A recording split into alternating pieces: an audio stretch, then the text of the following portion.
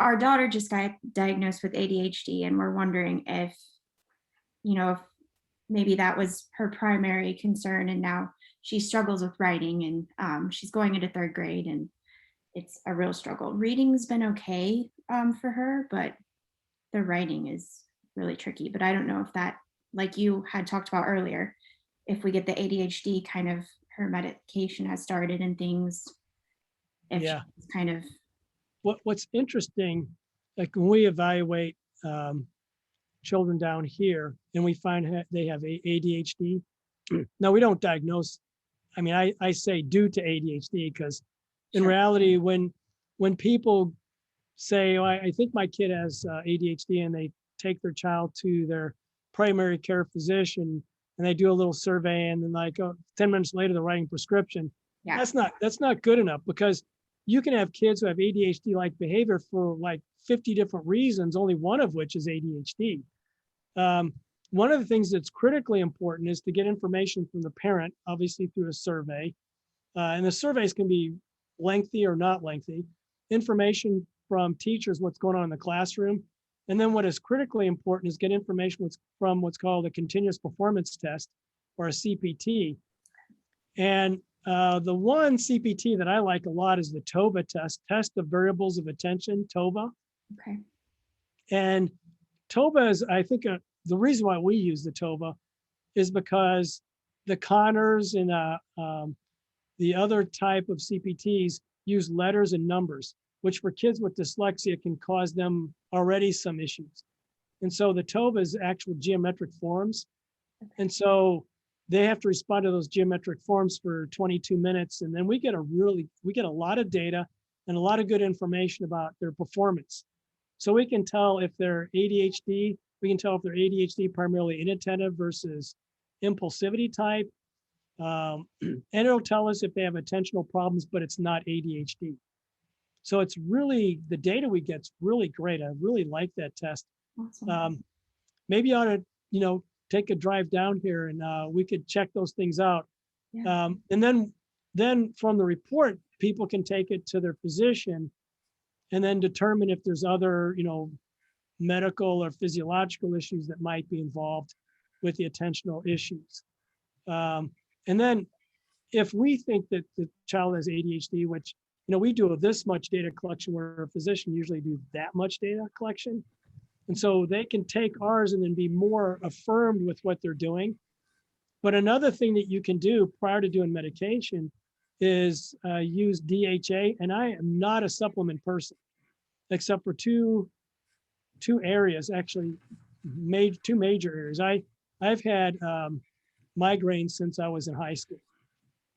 And my wife read when I was around 40 that if you take vitamin B2, riboflavin, it minimizes the migraine and reduces its frequency. I figured, what's there to lose? So I started taking vitamin D, and in that year, I had fewer migraines than all years prior years, and the intensity was less. And it got to the point where I could have the auras, I could feel it coming, and then the pain wouldn't come. I'd have some other issues, but the pain wouldn't be there. And the pain is debilitating. If you have migraines, you just like want to shoot yourself, right? That's one area that I think supplements are really good. The second area is this DHA. And DHA is one of the omega fatty acids. And the best source of a supplement is from GNC, and they have what's called triple strength fish oil. And, there's like people tell me, oh, my kid already takes DHA. And I'm like, what are they taking in? They say, oh, they got these gummy bears. And I'm like, yeah, that's like 10 milligrams. That's not gonna do anything. So what we've found, because actually, let me see if I can find it really quick, because this is really interesting to see this, because I had a mother who actually was into animal husbandry, and she does cattle. And she was at a conference and they were talking about DHA, and the person talking about DHA suggested it for ADHD. And of course, I'm a skeptic. And anything anybody tells me, I'm like, I don't know about that. I have to read actual in science before I pretty much believe anything. But if I read it in science and it's a well-done study, then it makes a believer out of me. So I'd be a horrible politician because I will change my opinion based on data. Now, politicians clearly don't do that. The data suggests to us you should not open up a state. We should still have a mask mandate.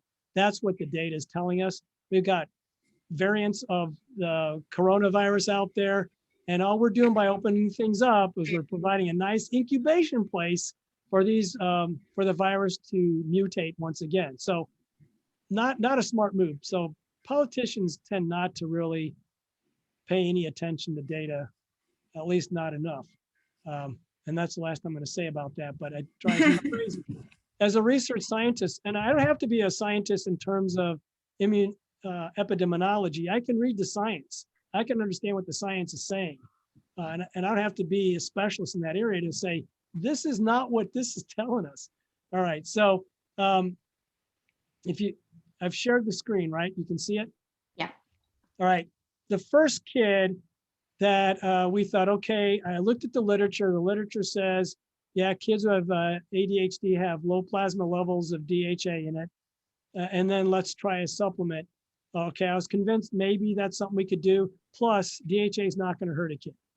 So they can eat a bottle full at a time. Wouldn't be a good idea, but it's not going to do anything to them.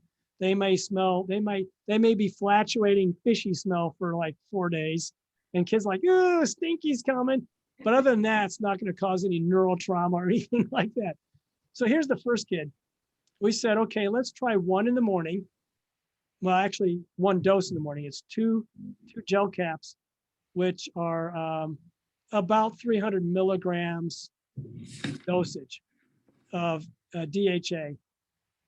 And we want to look at DHA and EPA, both the omega fatty acid. But the DHA, we want to look at around 300 milligrams per dose. And so the kid went from, in this area here, below 0 is you're in the ADHD range. And if you get down to negative, almost -4, that's horrible because these are Z-score units. So this is 1 standard deviation below average, 2 standard deviations, 3, 4 is like, wow. I don't even know how the kid can do anything. So we gave him 1 and he popped up to here. Like a month later, we reassessed him. And then I said, well, okay, that's good. The kid could actually tell there's a difference. And his teachers could tell something was going on. And I said, well, let's try 1 in the morning and 12 hours later in the evening, he jumped up to here. And I said, that's close enough. Let's just leave it and see what happens. We reassessed him like 3 months later, he's up here. Wow. So 1 in the morning, 12 hours later, this kid was functioning here. And then this kid, this kid here, we started him at this point, and the first dosage, we told him to do 1 in the morning, 1 in the afternoon. He's already in the non-ADHD range. And then this was an adult that we did as well, morning, afternoon, and he went bam up to here. That's crazy. And what's funny is his reading issues, he has dyslexia and ADHD, his reading issues got easier for him. I mean, he could address them. So I'm kind of, we need to do more large scale data. I mean, this is nice, but it's not scientifically horrendously meaningful. It is somewhat meaningful. I mean, this is very meaningful. They all went in the same direction. But we had a couple of kids who were twins that they went up just a smidgen. So I know this isn't going to work for every kid, but I think, and I've looked at several types of products, and I found that the GNC is called triple strength fish oil. It comes in gel caps. We get 2 gel caps. It'll give you the 300 milligrams, and then you 2 in the morning, 2 in the night. That gives you 600. That's good enough. If a child doesn't like those big gel caps, because they're kind of like that big. I mean, they're pretty big. They come in mini gel caps, and you just have to double up. Instead of getting 2, you get 4 in the morning and 4 in the evening. that to get to that 600 and roughly 600 in total. And if it doesn't work, okay, you haven't really lost ground on anything. Yeah. But, and granted, in my opinion, if you have a child who is suffering and is not able to get as much out of education, we probably under-medicate as many kids as we over-medicate. Under-medication is a problem as well. And so, you know, if we have a kid who has diabetes, and we say, well, we don't believe in medication, well, that's kind of dumb, right? Well, I think what's the difference neurologically speaking? The child can't process and get enough DHA out of the nutrients he or she's eating. Let's give them a supplement, and that helps. And it's not going to hurt. Like I said, I wouldn't want a kid to take a bottle full of them. It'd probably cause some stomach upset, but you really can't OD on this stuff. So, I have a question, Yes. just for clarification on that. So those are, the one gel cap is a 300 milligrams, so they take 2 to equal 600 in the morning and 600 in the evening? Actually, Or they, yeah, let me is that- see. Let me share my screen with you again. okay. And then, and as you're pulling that up, so I'm a principal here in Wichita, Kansas, and I run into a lot of parents that do not want to medicate their children, so I'm really excited to share this with them. But for those parents that don't want to medicate them and don't want to try this, what do we work on first? What do we work on the ADHD strategies because it's affecting their work and their reading? Or do we go straight to the reading process and hope that they can overcome the other? I think you almost have to do the latter, because almost every behavior modification technique that you use or behavior management technique you use with a kid who has ADHD isn't going to work, because eventually you want them to internalize the external reinforcers, right? Right. And that's just not going to work with a kid with ADHD for the most part. It just isn't going to work. I agree. I would say, you know, if you got parents like that, you know, tell them, hey, would you like to talk to this guy here? You know, he's been doing this stuff for like 35 years. You know, he's not going to BS you. He doesn't have stock in GNC. I don't get anything out of it. But really, those kids do suffer. And I think that this is just a really powerful point for me, Dr. Hurford, because I think that I can go to my parents and say, you know, you want us to work on these strategies, but it's not going to work. You know, it's absolutely not going to work. We've got to focus on teaching them to read, and their ADHD is getting in the way of that. And if you want them to be successful, let's try this, you know? Yeah, it's not going to hurt them at all. And they're probably taking something from GNC anyway. Probably. Little, you know, so yeah, you know, no one can force a parent to medicate their child, but truly in this case, you know, these kids do suffer, because I've seen kids who, you know, were in 5th and 6th grade who would come up to their mom and say, hey, I need my medicine. And the mom says, look, it's too late for you now. You won't eat, you know, it bothers your appetite. You can't sleep. And they're like, please, please, please. It's like having squirrels run around your head. You know, if you can get the squirrels to go away, wouldn't that be cool? You know? And I don't think parents, you know, and I don't want to medicate my kid. Granted, I don't want to either. I'm anti-medication when it's not necessary. But if there's something we can do that'll help, and if this doesn't help, I'm still, you know, a proponent of medication if it helps the child. It's just more problematic, because when I said earlier that we all have single nucleotide polymorphisms that actually kind of suggest, you know, what kind of medication will work with us, it's a crapshoot for a parent. Like, they try 5 different medications before they find one that works. Right. And it's frustrating. Like, well, this stuff doesn't work anyway, you ding dong. Why are you making me do it? So, I mean, I get it. I understand their frustration. And as a parent, you know, I would not like that either. But at the same time, if your kid's not benefiting from education and is suffering, feeling different, and kids are making fun of them because of the weird behaviors they have at times, particularly if they have the impulsivity, hyperactivity component of it, I think I'd want that to go away. And I have no vested interest though. I mean, I'd be happy to talk to parents. I frequently talk to parents. I mean, they call and ask me stuff like that. And that's what I tell them. You know, I give you permission to medicate your child. You know, that sometimes they're like, I don't feel like I should. Well, as someone who studied this for 35 years, I can tell you they need something. Right. But normally I tell them, come here, get an evaluation first, because, you know, if it turns out they've got something else going on and it's not ADHD, but they have ADHD-like behaviors, we don't want to medicate them for something that isn't going to work either. So, you know, it's really a matter of getting to the point where we really have a notion of what's happening. So you can see here, this is what the bottle looks like. And you can see that this is what's on the side of the bottle. One soft gel is,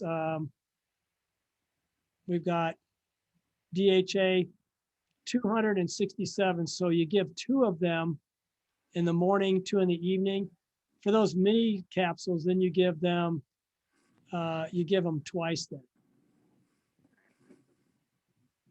Because we want to get this up to, you know, 600. And this is the appropriate amount of EPA versus DHA.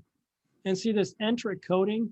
What this is there's some soft gels or some things that people take that don't have that, and they start getting digested in the stomach and they burp up fishy tasting stuff. This helps it gets into the intestine before it starts getting digested.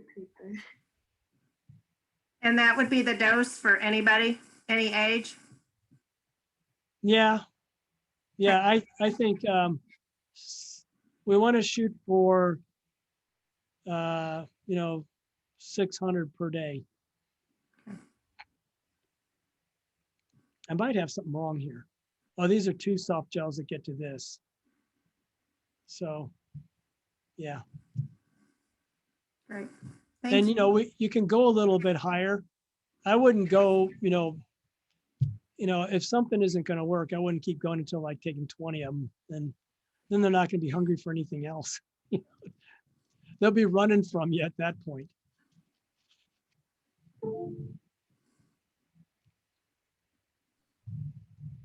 Thank you for that. I appreciate it. Yeah. Well, I know that Tiffany is hosting this, and I saw her daughter come in. She's like, Mommy, when are you going to get off? Come on, please get off. Quit talking to your friends on the stupid Facebook thing. Am I right? She was writing me letters. Yeah. Yeah. Yep. So, yeah, you know, you got my contact information. So, you know, Perfect. Joyce, I'd be happy to talk to any parent that's kind of worried about that stuff. But Thank you. Well, thank you so much for your time again. We really appreciate this so much. well, it's certainly my pleasure. And let's see if anything's in chat I need to deal with here. I guess if you shared the recording, it'll be in the chat. So, okay. Perfect. Thanks, guys, for joining us too. We appreciate it. Well, you have a good one. Thank you. You too. Bye, everybody. Thank you.